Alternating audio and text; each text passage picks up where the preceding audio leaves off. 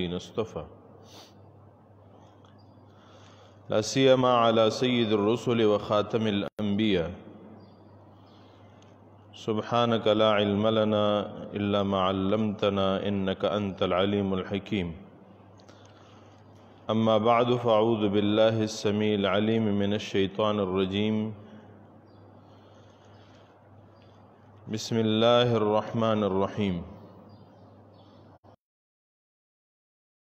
کے حوالے سے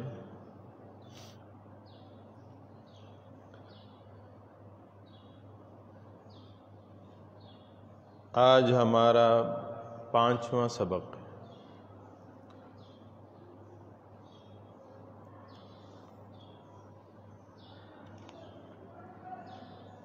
قرآن کریم میں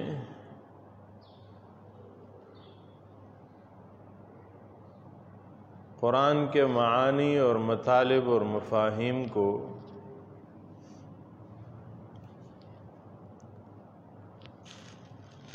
سمجھنے سمجھانے پر زور دیا گیا ہے۔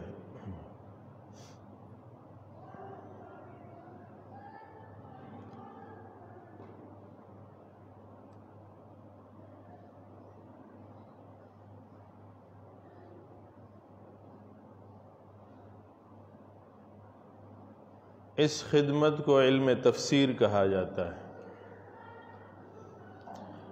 اسی علم تفسیر کے حوالے سے مفسرین کے طبقات کا ہم ذکر کر رہے تھے۔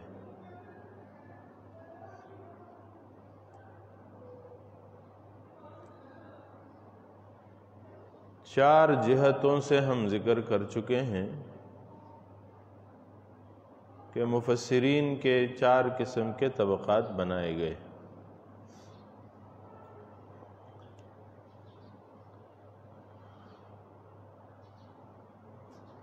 اس کے علاوہ بھی مفسرین کو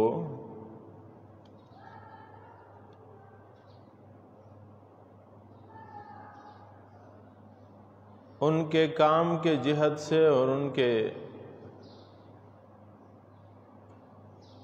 مذہب اور مشرب کے حوالے سے تقسیم کیا گیا۔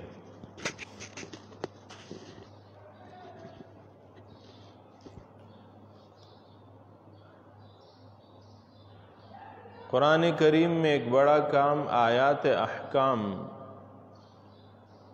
تفاسیر و آیات الاحکام، قرآن کریم کے اندر جو احکام پائے جاتے ہیں، ان احکام کے حوالے سے جن مفسرین نے خدمت کی ہے قرآن کی، ان کو مستقل عنوان کے ساتھ مفسرین کے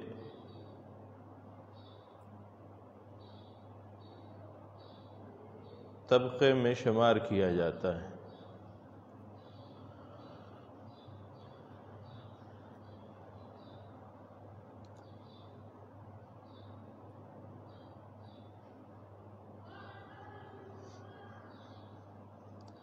احکام القرآن ہے تفسیر،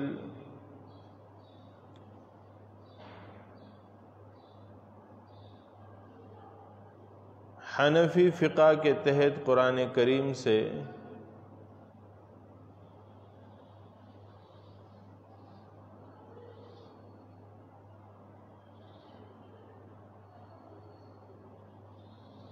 فقہ کے مسائل کو نکالنے کا جو عمل کیا گیا،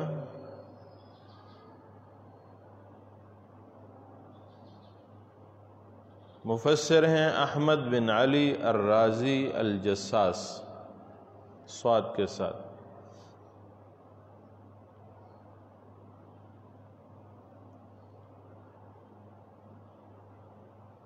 تین سو 70 ہجری میں آپ وفات پائے ہیں۔ تفسیر کا نام ہے تفسیر الجساس۔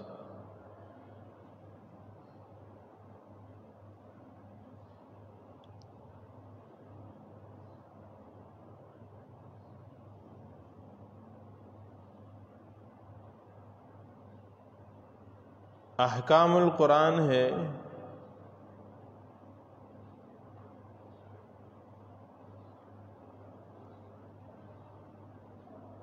فقہ شافعی،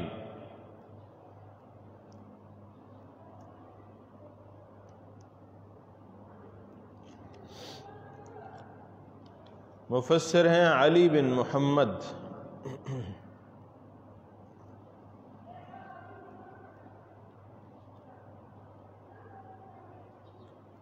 الطبری، لکیا الحراسی،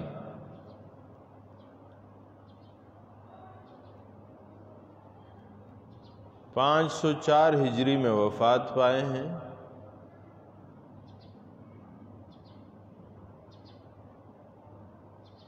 تفسیر کا مشہور نام ہے تفسیر لکیا الحراسی۔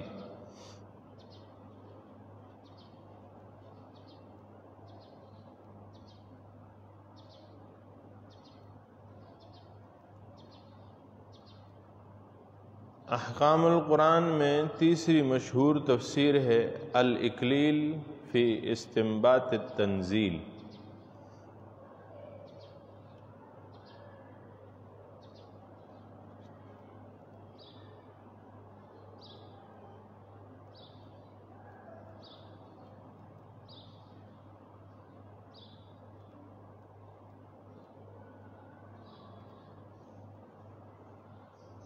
مفسر ہیں جلال الدین سیوطی شافعی۔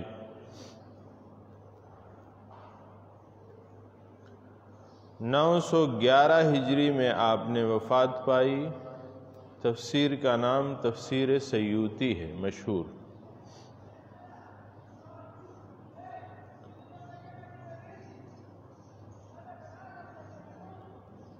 مفسر ہیں احکام القرآن، تفسیر ہے احکام القرآن۔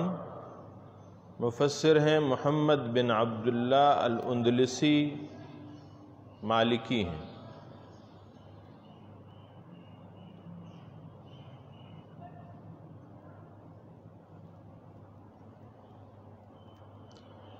پانچ 543 ہجری میں آپ وفات پائے۔ تفسیر کا مشہور نام ہے تفسیر ابن العربی۔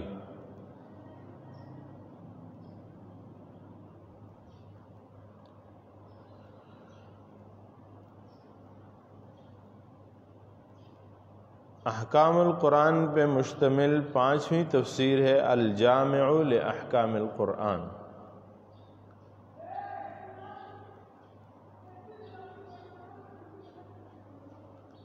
مفسر ہیں محمد بن احمد بن فرح القرطبی، مالکی ہیں۔ محمد بن احمد بن فرح القرطبی۔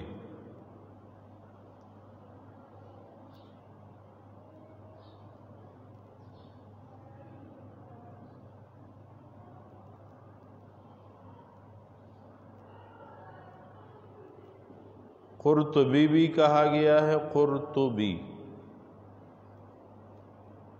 قرطبی بھی کہا گیا ہے کیونکہ قرطبہ شہر،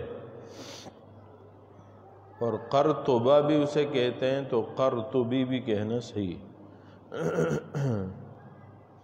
571 ہجری میں آپ وفات پائے۔ تفسیر مشہور ہے تفسیر قرطبی کے نام سے۔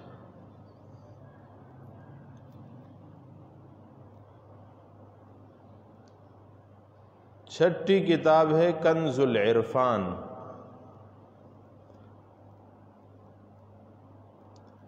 مقداد بن عبداللہ السیوری،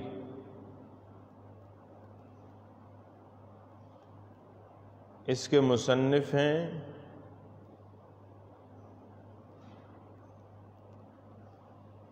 شیعی ہیں۔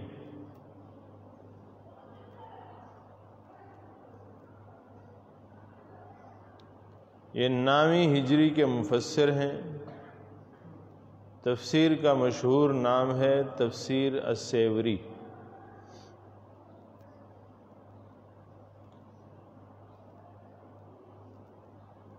ساتویں تفسیر ہے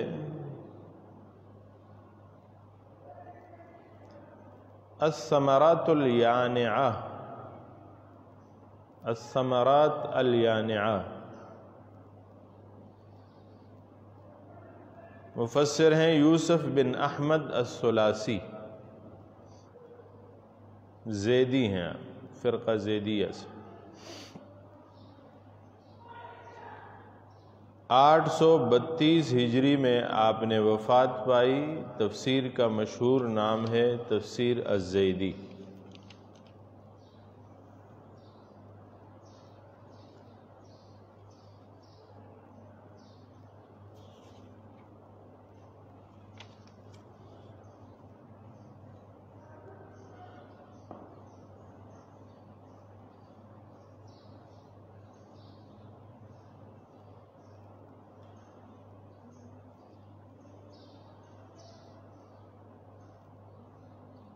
معتزلہ اور شیعہ علماء کی جو تفاسیر ہیں ان کو الگ سے ذکر کیا گیا ہے۔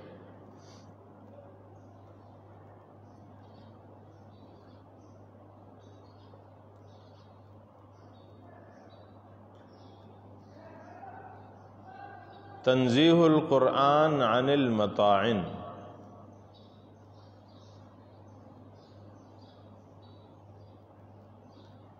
مفسر ہیں عبد الجبار بن احمد الحمزانی، معتزلی ہیں۔ 415 ہجری میں وفات پائے۔ تفسیر کا مشہور نام ہے تفسیر الحمزانی۔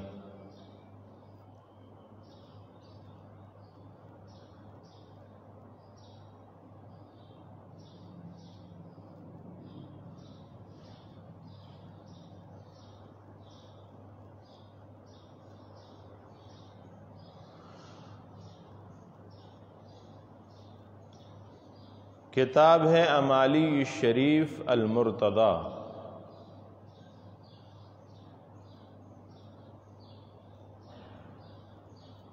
علی بن احمد الحسین اس کے مصنف ہیں، معتزلی ہیں۔ 436 ہجری کو وفات پائے۔ تفسیر کا مشہور نام ہے تفسیر المرتضی۔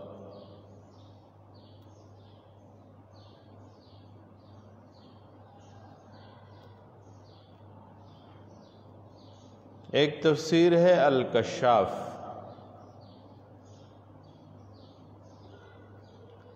محمود بن عمر الزمخشری نے لکھی ہے، معتزلی ہیں۔ 538 ہجری کو وفات پائے۔ تفسیر کا مشہور نام ہے تفسیر الزمخشری، تفسیر الزمخشری۔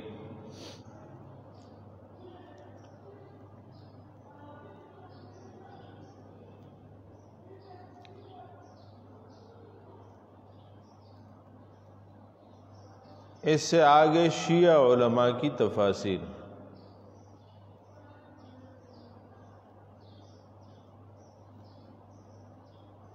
مرآت الانوار و مشکات الاسرار،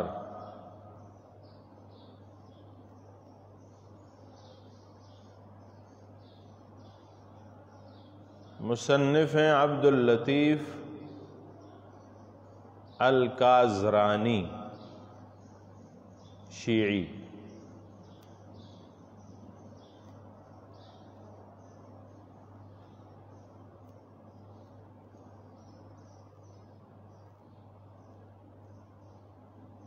ان کی سن وفات غیر معروف ہے۔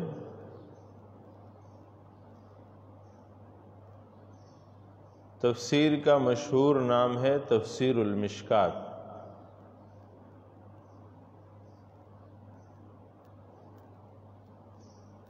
تفسیر المشکات۔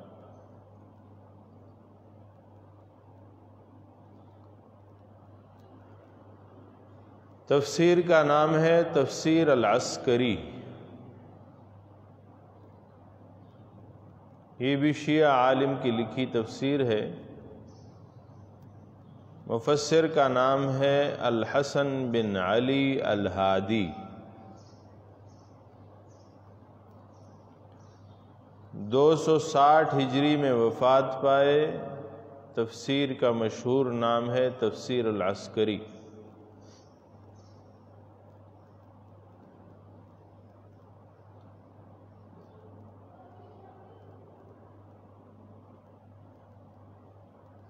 اگلی تفسیر ہے مجمع البیان۔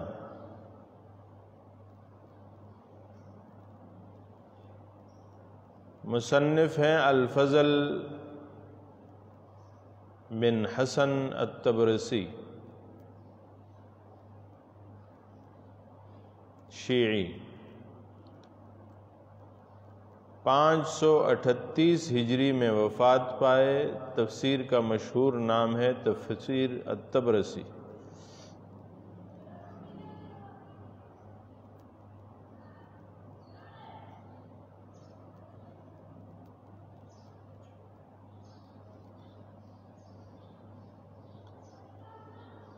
تفسیر کا نام ہے الصافی فی تفسیر القرآن۔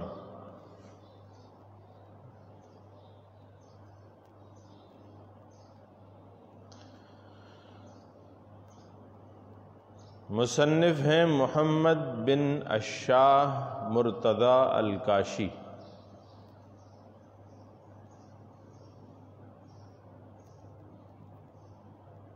شیعی،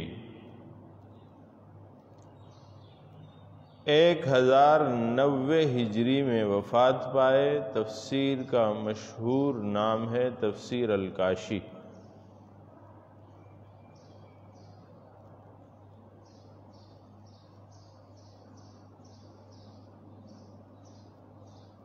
اگلے تفسیر کا نام ہے تفسیر القرآن۔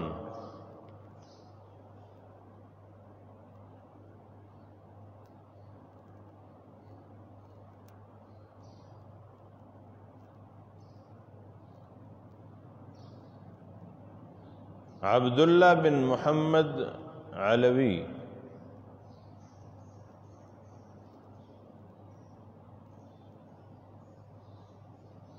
شیعی، 1242 ہجری میں وفات پائے۔ تفسیر کا مشہور نام ہے تفسیر العلوی۔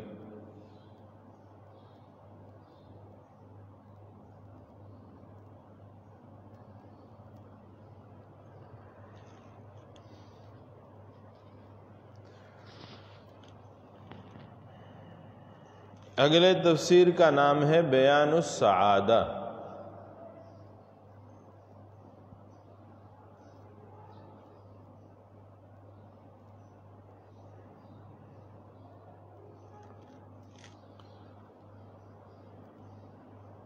مصنف کا نام ہے سلطان محمد بن حیدر الخراسانی، شیعی،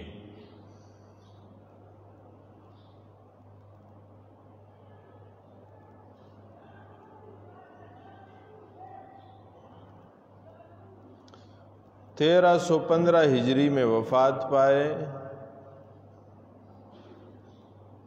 تفسیر کا مشہور نام ہے تفسیر الخراسانی۔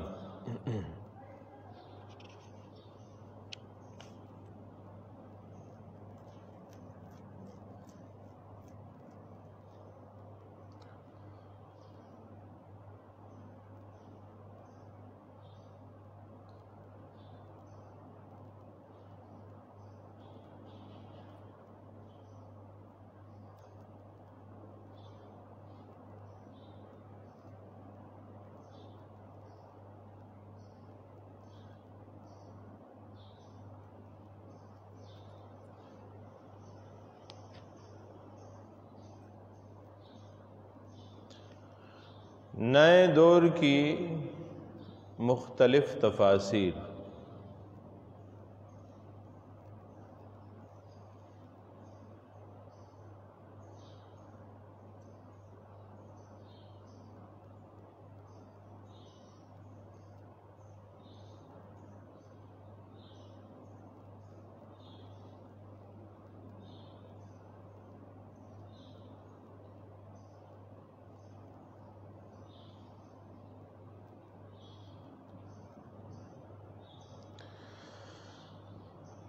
تفسیر کا نام ہے تفسیر القرآن الکریم۔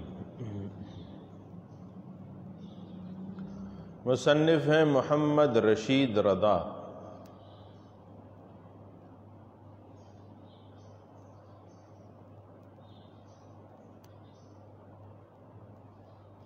تفسیر نے شہرت پائی تفسیر المنار کے نام سے۔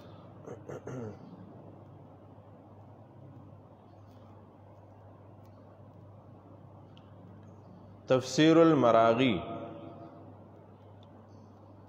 احمد مصطفیٰ المراغی کی تفسیر ہے اور مشہور بھی اسی نام سے ہے، تفسیر المراغی۔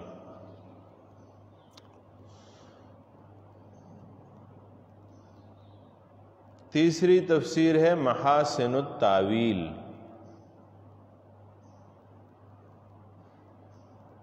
مصنف ہیں جمال الدین القاسمی۔ تفسیر قاسمی کے نام سے مشہور ہے۔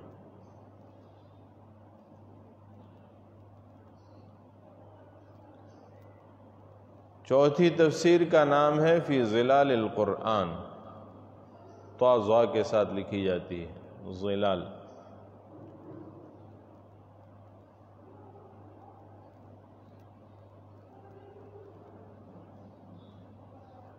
مفسر کا نام ہے الشہید سید قطب۔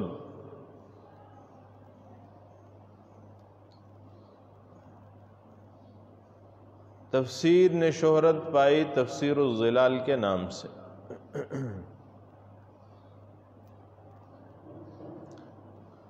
پانچویں تفسیر ہے التفسیر الواضح، ضاد کے ساتھ۔ مفسر کا نام ہے محمد محمود الحجازی۔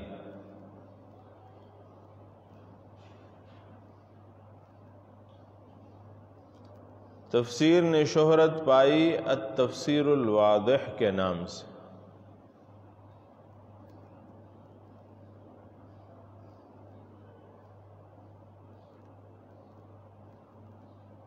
چھٹی تفسیر ہے تفسیر الجواہر۔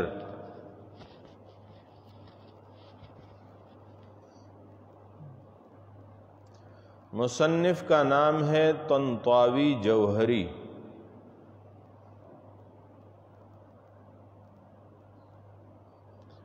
تفسیر نے شہرت پائی تفسیر الجوہری کے نام سے۔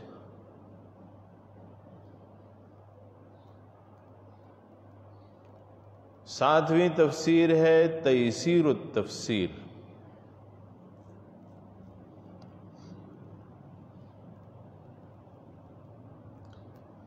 مصنف ہیں الشیخ عبد الجلیل عیسیٰ۔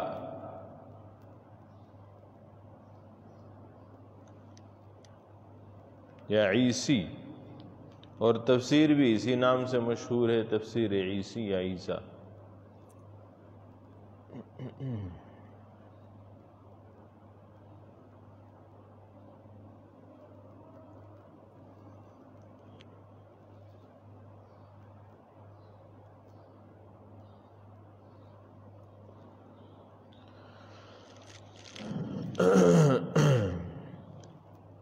اگلی تفسیر ہے المصحف المفسر۔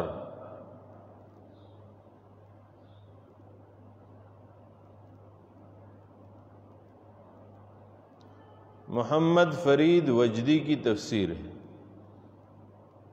تفسیر وجدی کے نام سے مشہور ہے۔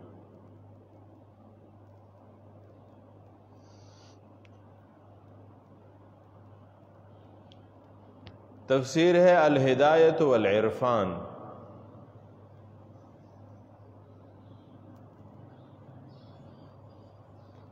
مفسر ہیں ابو زید الدمنہوری۔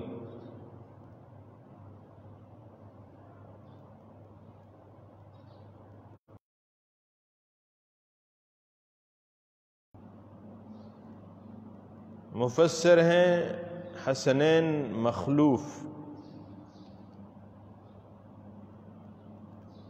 تفسیر نے بھی تفسیر مخلوف کے نام سے شہرت پائی۔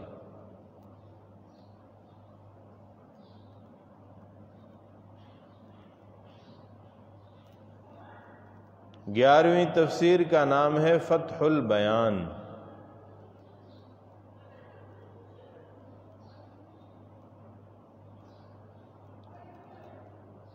صدیق حسن خان کی لکھی ہوئی تفسیر ہے، تفسیر حسن خان کے نام سے مشہور ہے۔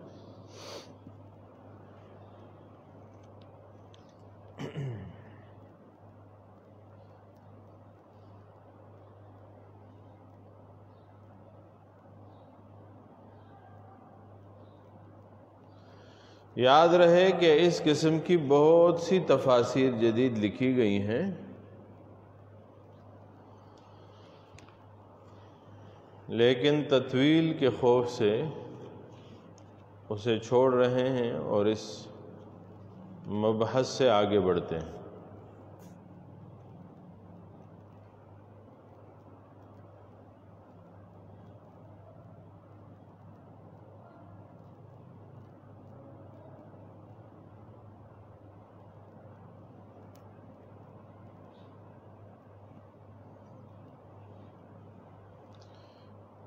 یہ مبحث تھا طبقات مفسرین کے بیان کا۔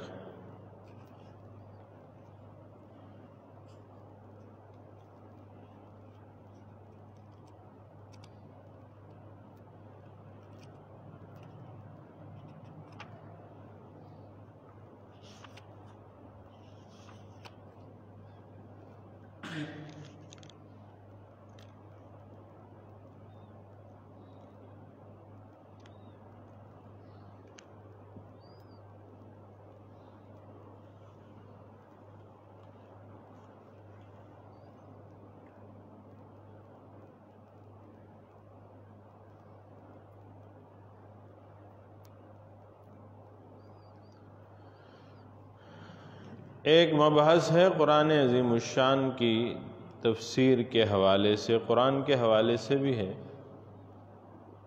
جسے کہتے ہیں غریب القرآن یا غرائب القرآن۔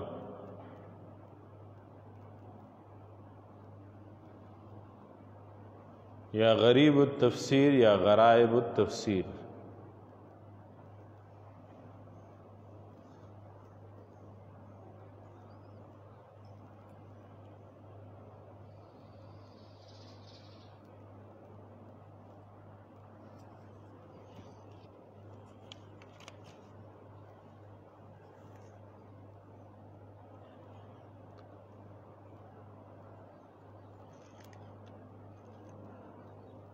غریب القرآن جو مبحث ہے، یہ علوم القرآن میں مستقل علم کے طور پہ جانا جاتا ہے۔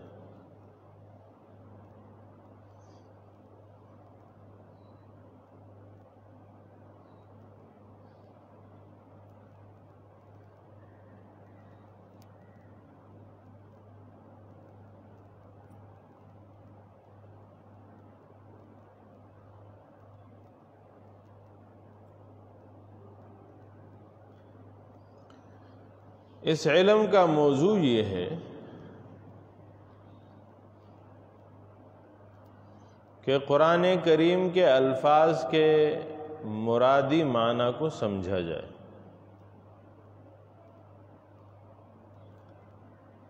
کئی دفعہ ایک لفظ کے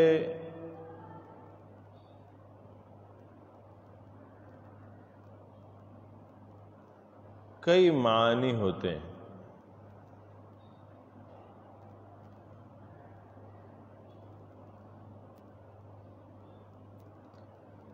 یہی وجہ ہے کہ کسی ایک آیت میں اسی لفظ کا معنی اور کیا جاتا ہے اور دوسری آیت میں اسی لفظ کا معنی اور کیا جاتا ہے۔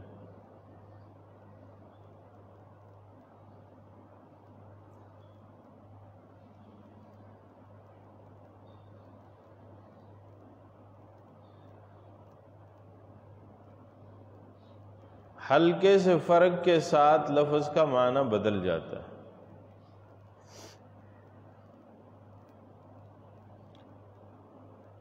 حضرت عبداللہ ابن عباس رضی اللہ تعالی عنہ نے اس علم کو سیکھا۔ مثلاً الف اور با کو جوڑ کر آپ ایک لفظ بناتے ہیں اب،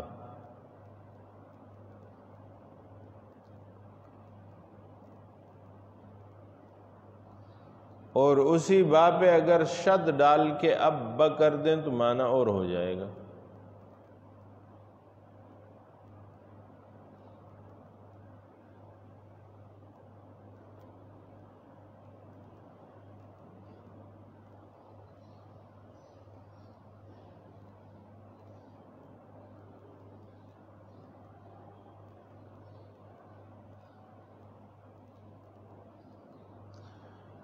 حضرت ابو بکر صدیق رضی اللہ تعالی عنہ سے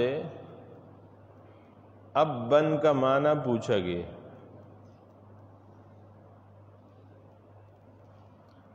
تو آپ نے جواب میں فرمایا کہ اگر میں قرآن میں کوئی ایسی بات کہہ جاؤں کہ جس کا مجھے پورا علم نہیں، تو پھر ساری کائنات میرے لیے کوئی جائے پناہ نہیں۔ اور پھر بتایا کہ اب کا معنی ہے والد، اور ابن کا معنی ہے چارہ، گھاس جو حیوان کو کھلاتے ہیں۔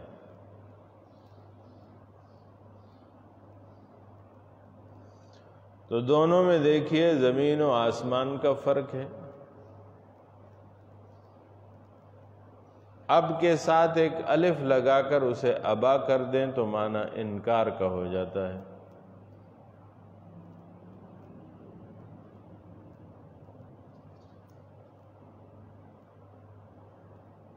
الف مقصورہ۔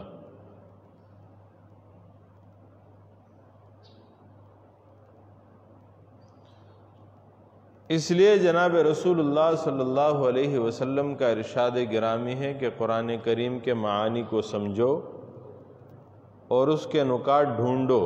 ایک ارشاد میں ہے قرآن مجید کی تلاوت کرنے والے کو 10 نیکیوں کا ثواب ملتا ہے، مگر قرآنی ارشاد میں غور اور فکر اور تدبر کرنے والے کو 20 نیکیوں کا ثواب ملتا ہے۔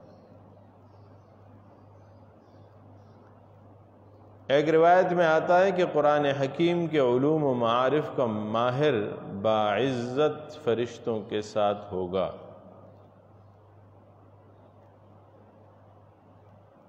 الماہر بالقرآن مع السفرۃ الکرام، مع السفرۃ البررہ۔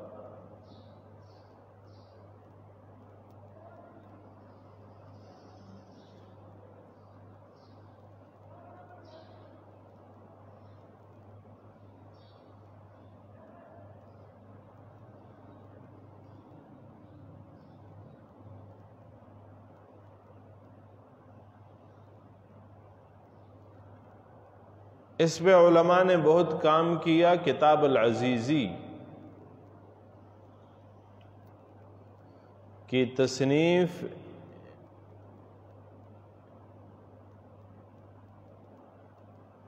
پر 15 سال صرف کیے گئے۔ امام راغب اصفہانی جو 6 صدی ہجری کے عالم ہیں، انہوں نے کتاب لکھی ہے مفردات القرآن، جامع اور مستند کتاب ہے اس حوالے سے۔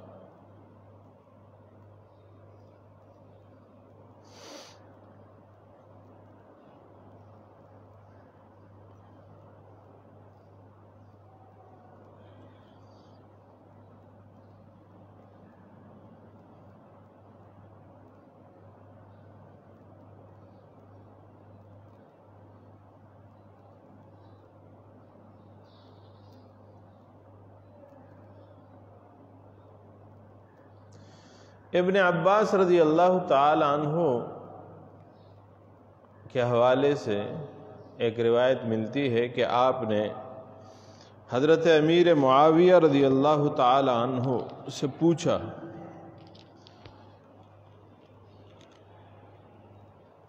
کہ قرآن مجید کی سورہ انبیاء میں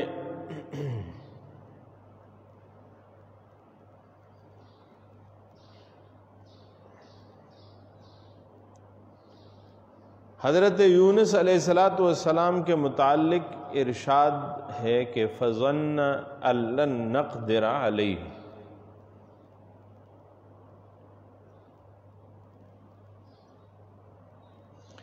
سورہ انبیاء آیت نمبر 87۔ اس لفظ نقدرہ سے یہ معلوم ہوتا ہے کہ یہ قدرت سے مشتق ہے، تو معنی ہوگا کہ یونس علیہ السلام نے یہ خیال کیا کہ ہم اس پر قادر نہ ہوں گے، یعنی اب وہ ہماری گرفت سے بچ گئے۔ حالانکہ انبیاء علیہم الصلوات و تسلیمات پر یہ قیاس کرنا گناہ عظیم ہے۔ انبیاء علیہم الصلوات و تسلیمات تو اللہ تعالیٰ کی قدرت کاملہ پر یقین رکھتے تھے، ایمان رکھتے تھے۔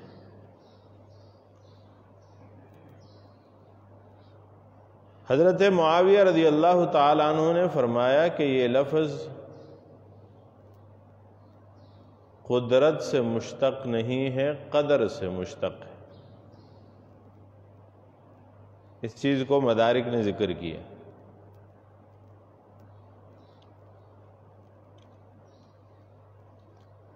یعنی قدر کا معنی تنگ کرنا ہے، اندازہ کرنا ہے۔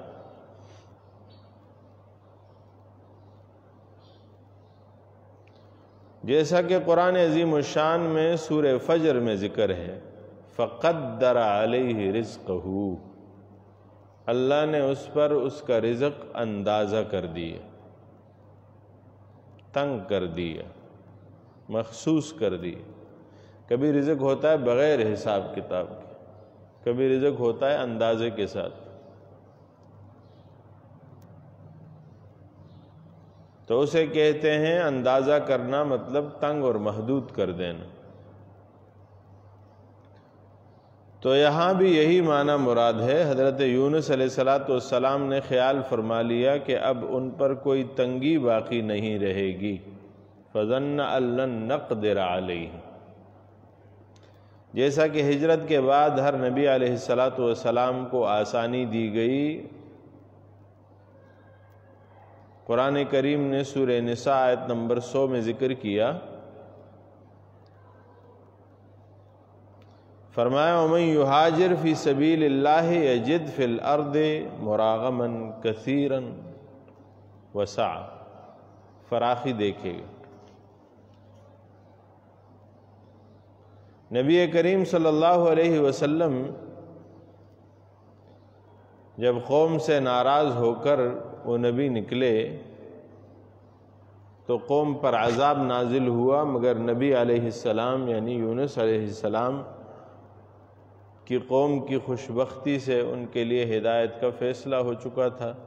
اسے یونس علیہ السلام کو مچھلی کے پیٹ میں رکھ کر پھر واپس اپنے قوم میں لایا گیا، اور لوگ دولت ایمان سے مشرف ہوئے۔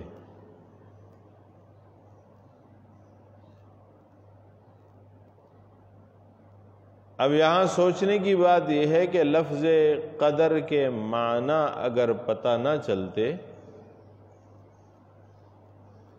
تو معنی میں کس قدر غلطی ہو جاتی۔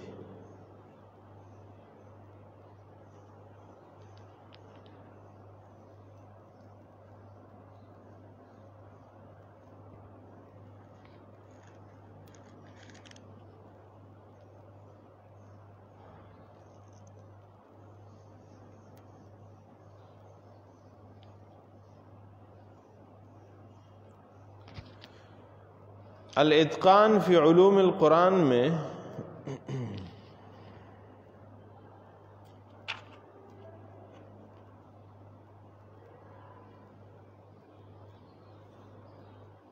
علامہ جلال الدین سیوطی بھی اس مضمون کو ذکر کرتے ہیں۔ التبیان فی علوم القرآن میں محمد علی الصابونی نے بھی الاتقان سے اخذ کیا ہے۔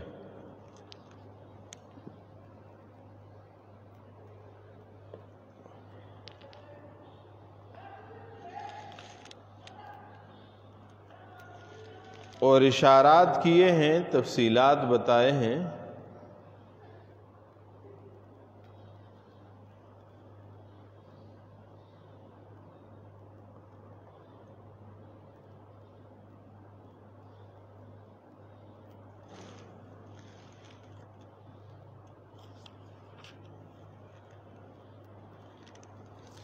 غریب التفسیر کو ذکر کیا ہے جلال الدین سیوطی نے۔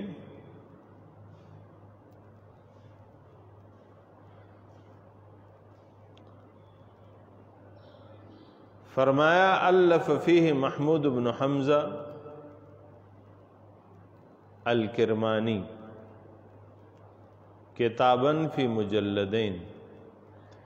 اس موضوع پر، غریب التفسیر کے موضوع پر یا غرائب التفسیر کے موضوع پر یا غریب القرآن کے موضوع پر ایک کتاب لکھی ہے محمود بن حمزہ الکرمانی نے، شیخ کرمانی کے نام سے مشہور ہیں۔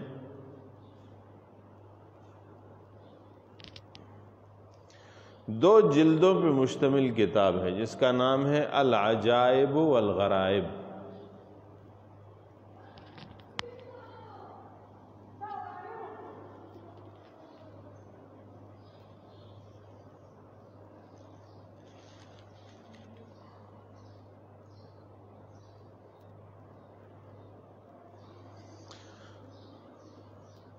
طبیان میں بھی علامہ جلال الدین سیوطی کے اتقان کے حوالے سے لکھا ہے۔ ذکر العلامہ سیوطی فی کتابہ الاتقان نقلا عن الکرمانی انہ الف کتابا فی مجلدین سماہ العجائب والغرائب۔ فرمایا ضمنہ اقوالا منکرة فی التفسیر لا يجوز قولها ولا الاعتماد علیہا لأنها من اقوال اہل الضلال۔ کئی لوگوں نے عجیب و غریب چیزیں وہ نکالی ہیں تفسیر میں سے۔ چنانچہ علامہ جلال الدین سیوطی کہتے ہیں حامیم عین سین قاف کے حوالے سے کہ بعض نے اس میں کہا کہ حامیم عین سین قاف میں حا سے حرب علی اور معاویہ مراد، یعنی ان کے بیچ میں جو جنگ ہو رہی۔ میم سے ولایت مروانیہ مراد ہے، عین سے ولایت عباسیہ مراد ہے، سین سے ولایت سفیانیہ مراد ہے اور قاف سے قدوت مہدی مراد ہے۔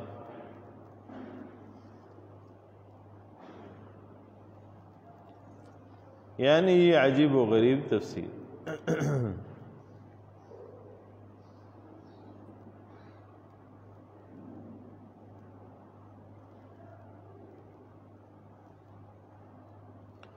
قرآن کریم میں ہے وَلَكُمْ فِي الْقِصَاصِ حَيَاةٌ يَا أُولِي الْأَلْبَابِ۔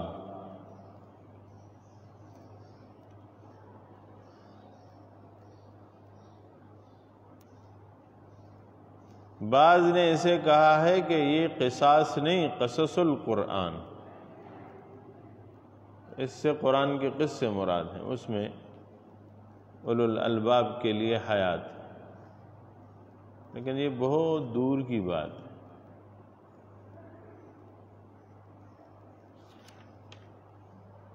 سیوطی نے اسے ذکر بھی کیا ہے اور ساتھ رد بھی کیا ہے۔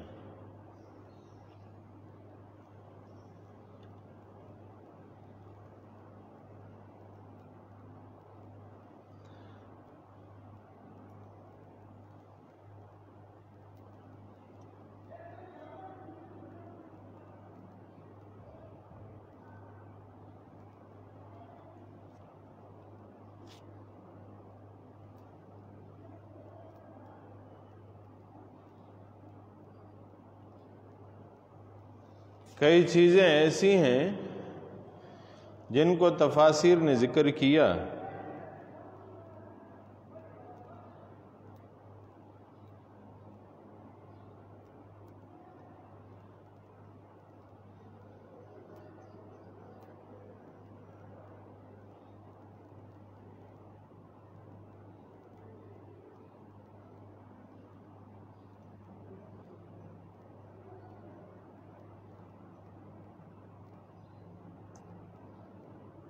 مثلاً علامہ ابن فورک نے اس کی تفسیر میں ایک بات لکھی ہے، قرآن کریم میں ذکر ہے ابراہیم علیہ السلام کا واقعہ اول میں،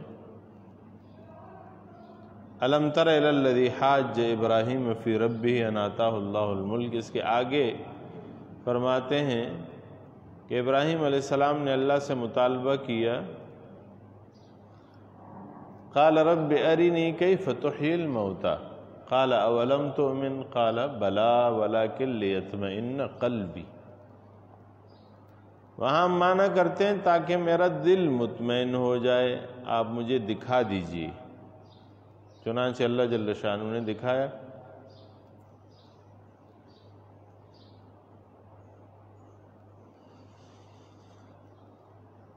ابن فورک نے لکھا ہے کہ ان ابراہیم کان لہ صدیق وصفہ بانہ قلبہ، ابراہیم علیہ السلام کا ایک دوست تھا،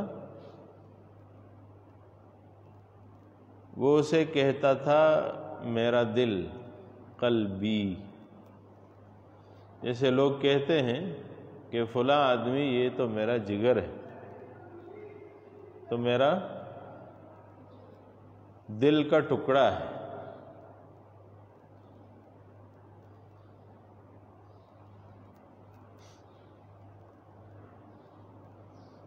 تو ابراہیم علیہ السلام نے کہا وَلَٰكِن لِيَطْمَئِنَّ قلب، مجھے تو کوئی مسئلہ نہیں ہے، میں تو ایمان لے آیا ہوں، لیکن میرا یہ جو دل ہے نا یہ مطمئن ہو جائے۔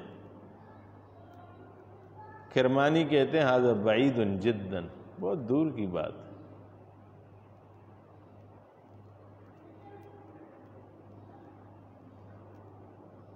تو پھر حضرت ابراہیم علیہ السلام کو دکھایا گیا تاکہ وہ دوست ان کا دیکھ سکے اور وہ مطمئن ہو سکے۔ یہ تفسیر بعید۔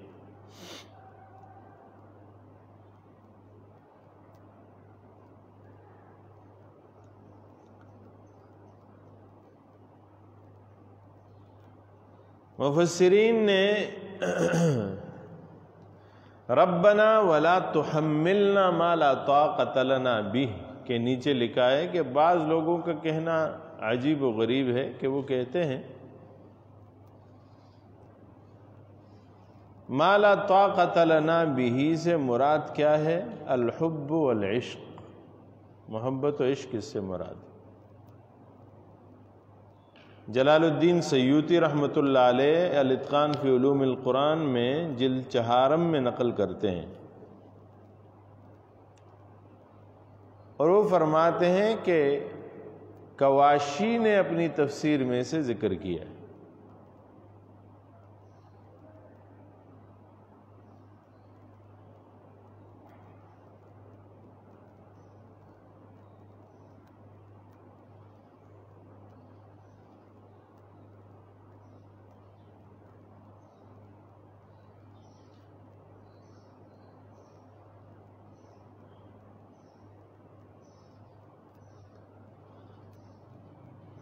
ابو معاذ نحوی کا ایک قول ملتا ہے الذی جعل لکم من الشجر الاخضر نارا، الذی جعل لکم سے مراد کہتے ہیں من الشجر الاخضر ابراہیم ہے، اور نارن اے نورن، اور یہ محمد صلی اللہ علیہ وسلم۔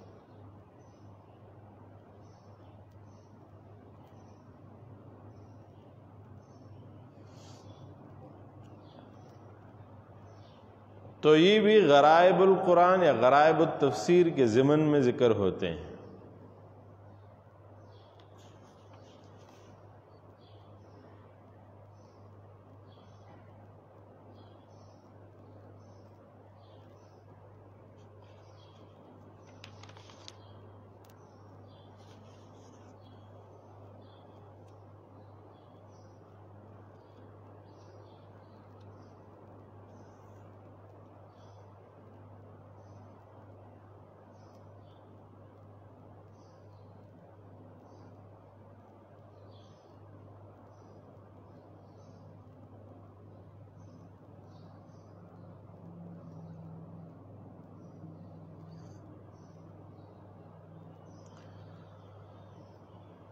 بعض مفسرین نے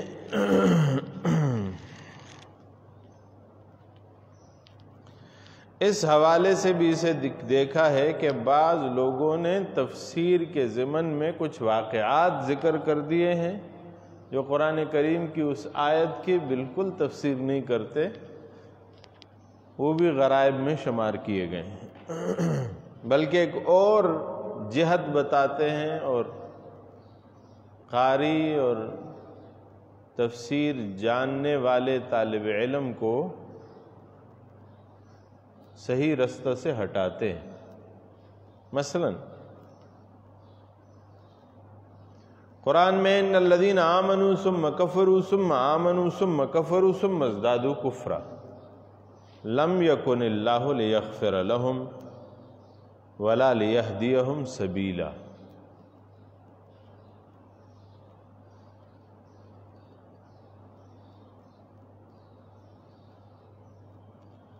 کچھ لوگوں نے اس کا یہ مراد لیا، یا کتاب میں ذکر ہے التبیان فی علوم القرآن میں محمد علی الصابونی صفحہ 182 پہ نقل کرتے ہیں، جبکہ یہی جملے جو یہاں لکھے ہیں میں نے ایک ویڈیو میں بھی سنے ہیں، دیکھیں کہ ایک مولوی صاحب بڑے جذباتی انداز میں اسے بیان کرتے ہیں۔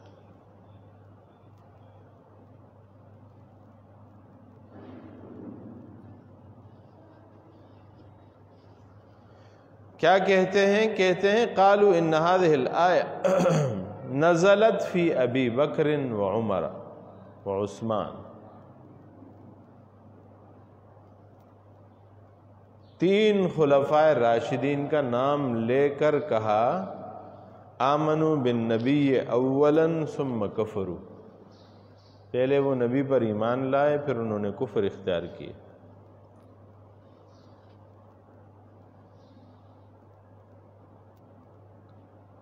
کب انہوں نے کفر اختیار کیا؟ حیث عرضت علیہم ولایت علی، جب حضرت علی کی ولایت پیش کی گئی تو انہوں نے کفر کیا۔ ثم آمنوا بالبیعۃ لعلی، پھر وہ ایمان لائے جب انہوں نے علی کی بیعت کی۔ ثم کفروا بعد النبی، پھر حضور وفات پائے تو پھر کافر ہو گئے۔ ثم ازدادوا کفرا، پھر ان کا کفر بڑھتا چلا گیا۔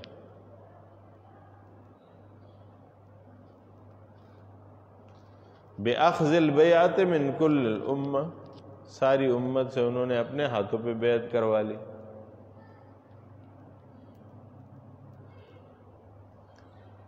تو یہ رافضی ہیں۔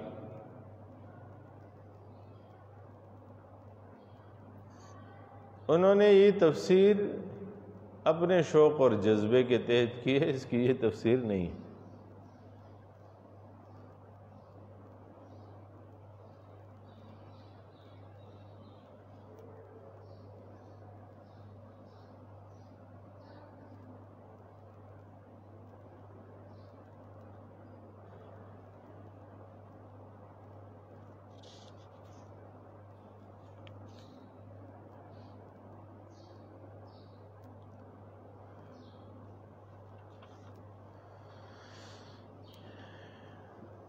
اسماعیلیہ ایک طبقہ ہے،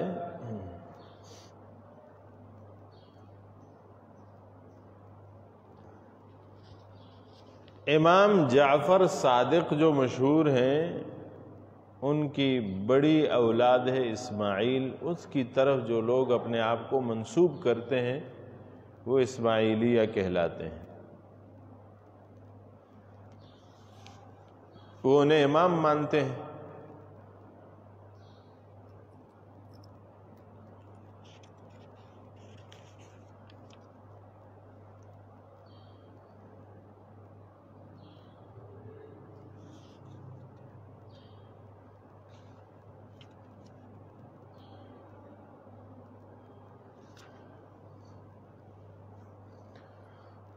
وہ بھی تفسیرات باطنیہ میں مشغول رہتے ہیں۔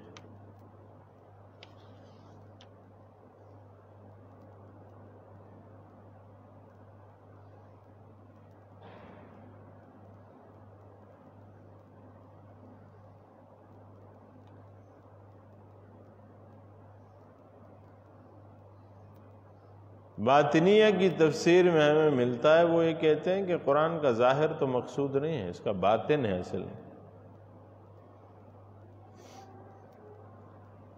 الباطنیۃ قوم، طبیان نے کہا، لا يقبلون الاخذ بظاہر القرآن وانما یقولون ان القرآن له ظاہر و باطن۔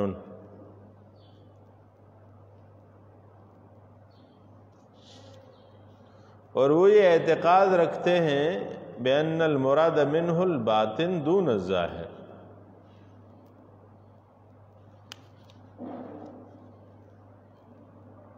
اور استدلال کہاں سے کرتے ہیں؟ قرآن کریم کی ایک آیت سے، فَضُرِبَ بَيْنَهُمْ بِسُورٍ لَهُ بَابٌ بَاطِنُهُ فِيهِ الرَّحْمَةُ وَظَاهِرُهُ مِنْ قِبَلِهِ الْعَذَابُ۔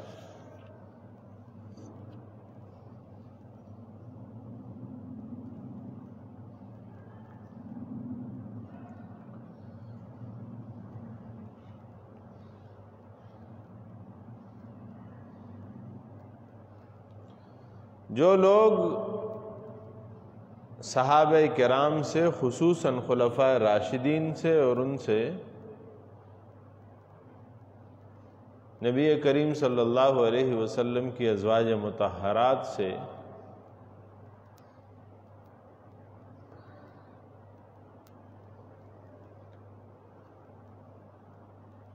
اپنے آپ کو فاصلے پہ رکھتے ہیں، انہوں نے عجیب و غریب تفسیریں کی ہیں۔ قرآن میں ہے ان اللہ یأمرکم ان تذبحوا بقرہ، وہ کہتے ہیں قالوا المراد بالبقرۃ عائشہ، نعوذ باللہ من ذلک۔ اور کہا والمراد اضربوہ ببعضھا سے مراد طلحہ اور زبیر۔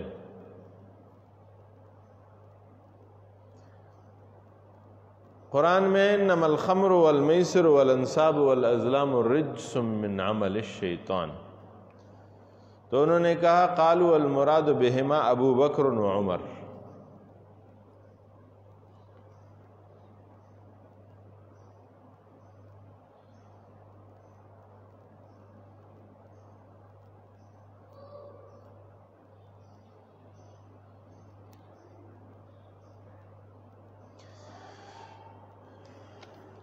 اسے غریب القرآن یا غرائب التفسیر میں ذکر کرنے کا مقصود یہ ہے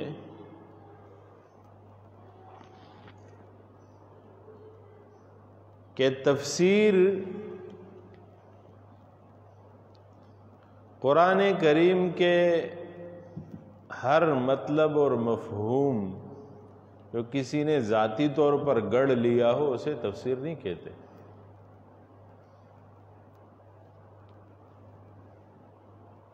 ہم نے کل یا پرسوں پڑھا کہ اپنی خواہش کو تفسیر بنانا، قرآن کریم کی آیتوں کو اپنے خواہش سے منطبق کرنا، یہ تفسیر نہیں ہے۔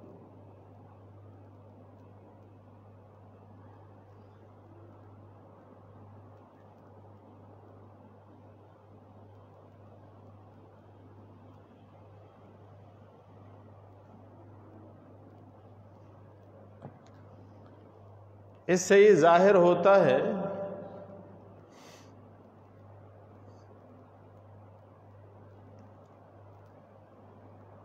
کہ علم تفسیر کے طالب علم کو اس مضمون سے اپنے آپ کو آگاہ کرنا ضروری ہے تاکہ وہ گمراہی اور ضلال سے بچ سکے۔ کچھ لوگ ایسے ہوں گے جو قرآن کے تفسیر کی آڑ میں گمراہی اور ضلالت پھیلا رہے ہوں گے۔ اسی پہ اکتفا کرتے ہیں، کل ایک اور مضمون پڑھیں گے قرآن عظیم الشان کے حوالے سے، امثال القرآن اور نظائر القرآن وغیرہ۔ سبحان رب